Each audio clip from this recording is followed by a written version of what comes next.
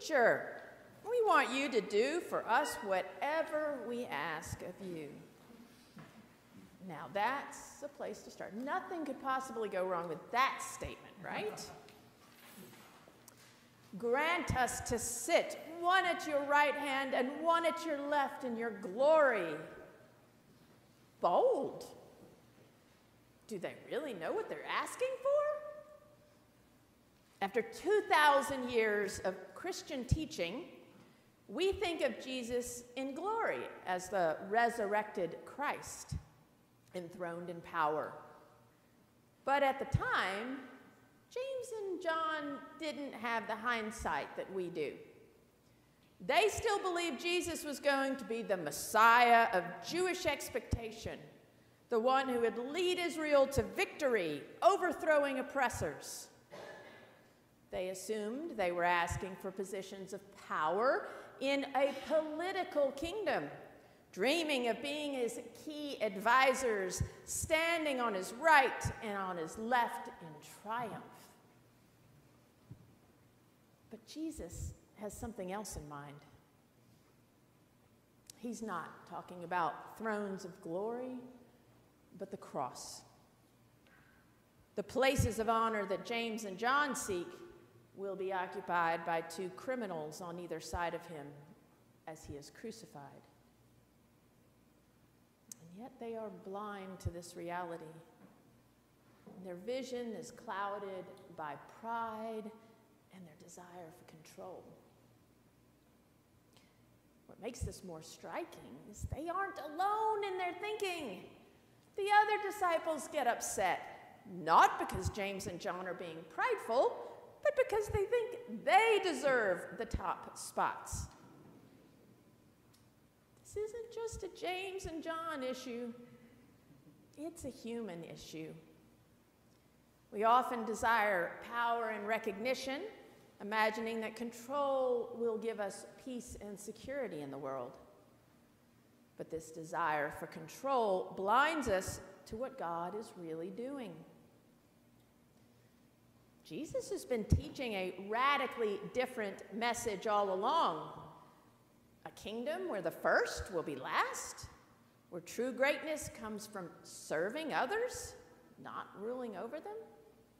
He feeds the hungry, heals the outcasts, and serves the marginalized.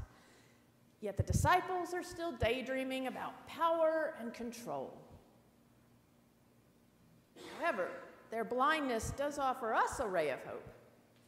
If even Jesus' closest disciples could be so off base, maybe there's hope for us too. Their misunderstandings serve as a mirror for us and our own human weakness. Because, like them, we often seek to control situations, making decisions based on pride, without fully understanding God's plan. It is fascinating how unconscious James and John are to their own pride. They think they've got everything figured out, but they're oblivious to their desire for control.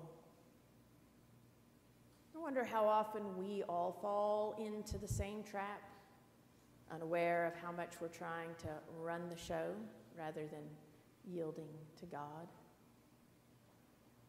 I know this is one of my struggles. I like things to be a certain way now, but this was a really big issue for me earlier in life. I tried to control every detail, carry every burden, and ensure everything turned out exactly the way I planned it. Maybe you know that feeling. Maybe you recognize that thought. If I don't do it, it won't get done right.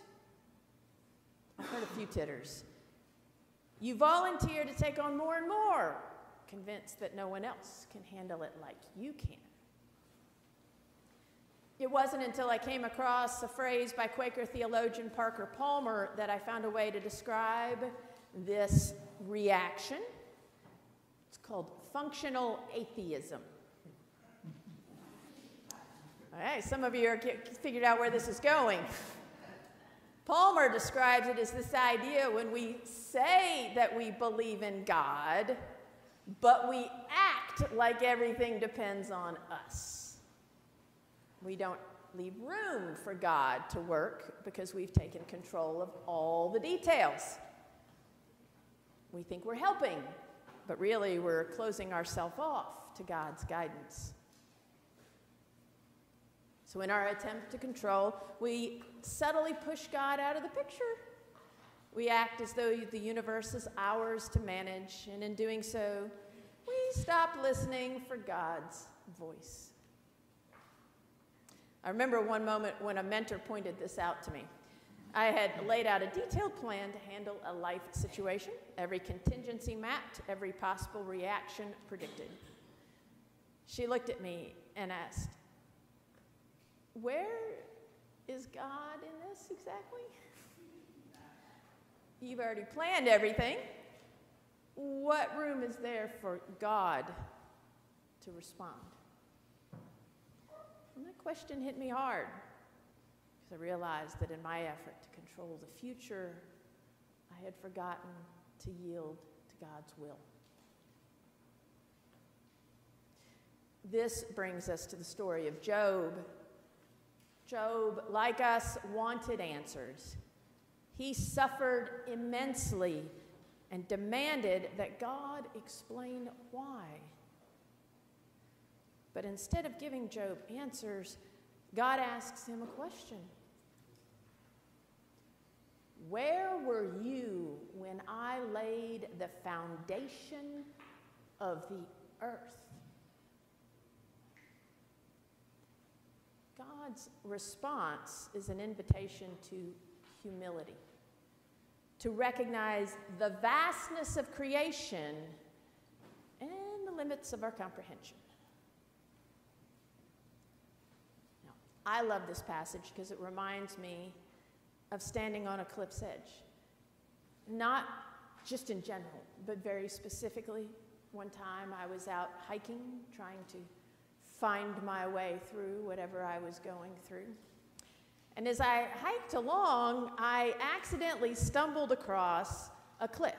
Thankfully, I stopped. I didn't stumble over the cliff, but stopped at the cliff. I came through, I don't know if y'all notice around here, that the cedar trees grow right on the edges of the cliffs. And I didn't realize when I parted the cedar trees that it was a long way down. When you're standing on a cliff, looking out over a breathtaking vista, you realize just how small you are in the grand scheme of things. You see the world stretching out before you, so much of it beyond our control. And then remember that God is the one holding it all together. For me, it's a profoundly humbling experience. Like Job, we need to be reminded that we are not in control of the universe. There's a vast world out there that God is actively sustaining. And though we are a part of it, our part is small. Our job is to be faithful to the role God has given us and to trust God with the rest. So where does that leave us now? How do we respond to Jesus' challenge to live as servants in a world that prizes control and power? It's hard, y'all, but we must yield to God's plans. We are not the center of the universe, though our pride often blinds us, making us think that we can control everything. Yielding to God means recognizing that God is ultimately in control. When we let go of the need to manage every detail, we make space for God to work. We can focus on serving others, trusting that God is handling the bigger universe. We are called to humility and service. Jesus shows us that the greatness in God's kingdom isn't about status or power. It's about serving the least of these, just as Jesus served. When we stop trying to be first, we open ourselves to the radical, upside-down kingdom of God, where true greatness is found in humility and love. Finally, we have to remind ourselves, and this one is really important because I do think we forget sometimes, that God is active in the world today.